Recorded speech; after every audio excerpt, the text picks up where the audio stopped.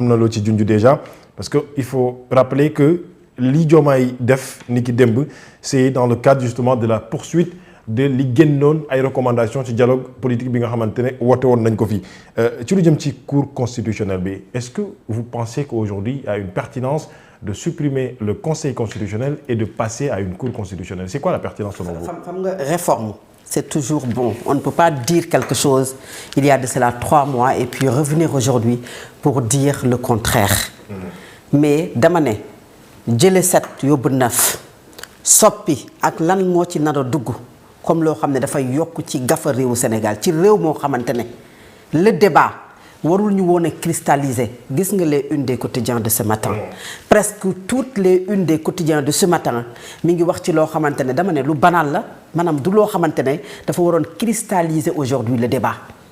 parce que moment bi ñuy waxee dafa am ay urgence yoo xamante ne ñu ngi ci bopp réewu Sénégal mais comment les politiques nous mènent ci fi nga xamante ne foofu la ñu bëgg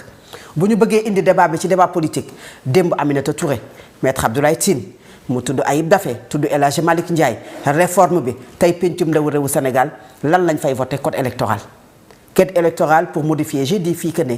bokk ci élection présidentielle warta bokk ci bon vouloir d'un seul homme qui s'enferme dans son bureau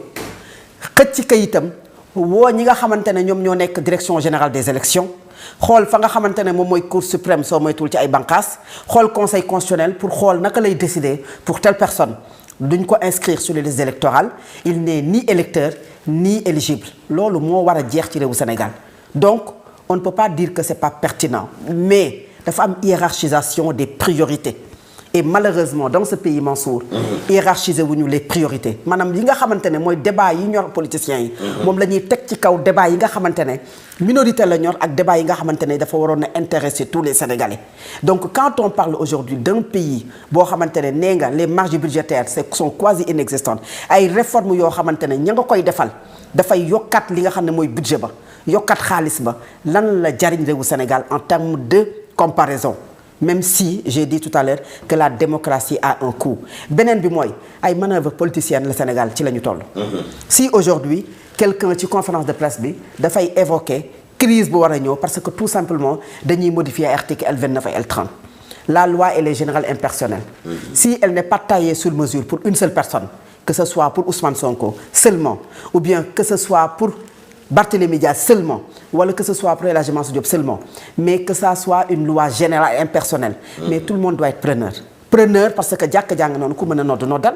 loolu kay warul nekk problème maintenant su fekkee ne dem yóbbu assemblée nationale mais député Mansour bu nekk pencum ndaw réew bu Sénégal lan la ñuy xaar ci moom bi législature bi passé jeexee lan la ñu wax député yi tuuti ñoo ci def ay proposition de loi un député par essence doit faire des propositions de loi mais ces députés là on ne peut pas leur en vouloir parce que tout simplement dañ def ay proposition de loi un député buy def proposition de loi est-ce que kooku dafa soxla Mansour pour que mu waxtaan ak ñëpp dañoo jóge élection ñu tànn ñu choisir leen la majorité ñoom ñoo ko am à l'Assemblée nationale ñoom la ñu tànn ñoom ñu tànn askan wi leen jiital xanaa dañu leen wóolu donc ils représentent le peuple sénégalais maintenant s'ils font une proposition de loi à l'Assemblée nationale dañu koy débattre lié par contradiction par excellence de contradiction des idées bu ñu ko débattre am na fa des non alignés am na fa des députés de l'opposition su fekkee ne la loi ne passe pas ñu xam ne la loi ne passe pas Mansour si la loi passe il revient au président de la République Bassirou Diomaye Faye bi am délai fukki fan ak juróom pour promulguer la loi maintenant gis naa kenn ci ñoom je pense que muy wax ne article 52 président de la République mën na ko jël mais article 52 bi ñuy wax ne constitution bu Sénégal moom moo ko tëgg ci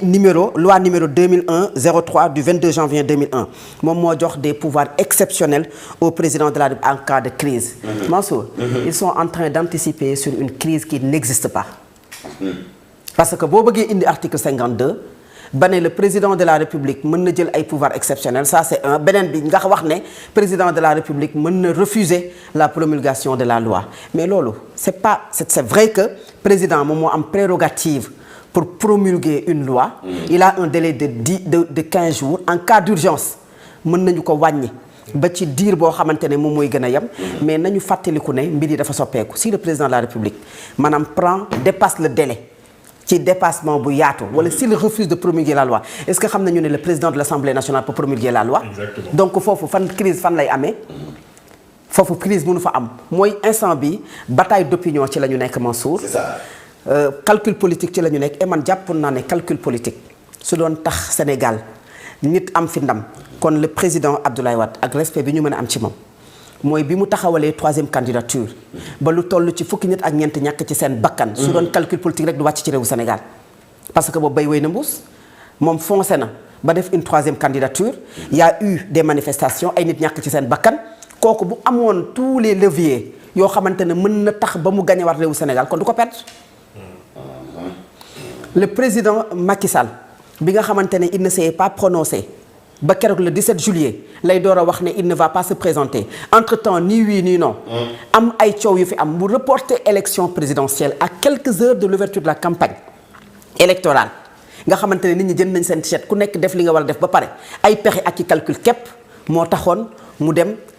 changer maanaam calcul politique et stratégie politique moo tax mu dem def loolu noonu ba tànn kenn.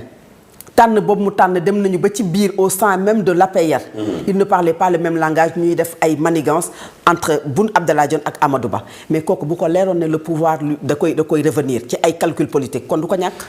Bassirou Diomaye Faye à 2 mois de l'élection présidentielle il n'avait jamais pensé que ne moom mën na jiite réewu Sénégal le 24 mars 2024 Al-Amine Senghor. à 11 jours de campagne électorale. nga gagné réewu Sénégal pour la première fois une alternance boo xamante ne c'est au premier tour nga ko gagné waaw bu doon ay manœuvres politiciennes nga foog ne dinañ ko gagné. pouvoir ak nguur yàlla moo koy joxe. beneen bi mooy il faut que ñu xam nos hommes politiques que ne les Sénégalais sont en avant je le dis tout le temps ici xam nga li gën a bon. ci nit mooy les hommes politiques dafa am yoo xamante ne dañu koy def mooy dañu am courte mémoire un homme politique day gaaw a fàtte un homme politique jàkkaar foog ne ne ku mu jàkkaar loolu mën na laa nax alors que nous avons un peuple mature une jeunesse qui vote utile loolu moom moo tax les Sénégalais indi changement gis nga manœuvre politicienne yi ces réformes là ces modifications là ces conférences de presse là gis nañu fi des conférences de presse nuitamment Mansour ay conférences de presse à 2 heures du matin Aminata Touré bi muy wax ne ñoom ñoo gagné élection législative yi elle a tenu une conférence de presse à 1 heure du matin siège APR pour yokk ay sièges yoo xam ne am nañu ko malheureusement amuñu ko woon bu fekkoon ne pexe kese mooy tax ko réew kon aujourd'hui parti Pastef du accéder à la tête de ce pays parce que ils ont tout fait pour leur empêcher d'être quand même déjà d'être seen candidat seen leader mu nekk candidat beneen bi du ñu jël ci réew seen candidat mais Mansour pourquoi sunu homme politique yi yooyu noonu yëpp am nga xamante ne ñun ñii di ko wax ñoom ñoo ñu ko gën a xam parce que ñoom ñoo ko dund pourquoi ñoom duñu fàttali ko loolu pour xam ne ces manœuvres politiciennes là mënul tax yow nga gagner élection locale ci ay localités yu bari mënul la tax yow ëllëg élection présidentielle yi nga gagné ko il faut faire confiance à son peuple mooy fexe ba wax askan wi dëgg def dëgg sénégalais yi bu tànn jotee ñu tànn la c'est facile. la politique rien que la politique Aladji Mansour ci li nga xam ne mooy jëm ci wàllu Sénégal alors qu'il y a des priorités ailleurs Fatou mu ngi koy wax léegi en 2 minutes pour ñu jàll ci beneen sujet c'est dommage que ñu yegg si Sénégal situation bi que la politique Fatou lu mu ngi koy wax léegi bu ñu xëyee ñu ngi wax politique ëllëg ñu ngi wax ci politique. alors que am na ay priorités yoo xamante ne tey ci lu jëm ci wàllum mbay mi ñu ngi koy wax démb ci lu jëm ci wàllum koom gi ci lu jëm ci wàllum wér-gu-yaram war nañ ci mën a wax ci li nga xamante moom moo jëm ci biir réew bu Sénégal. xam nga bu fekkoon woon ni politiciens yi dañuy jox considération askan wi à 100% wala bu ñu séentoo askan wi fan.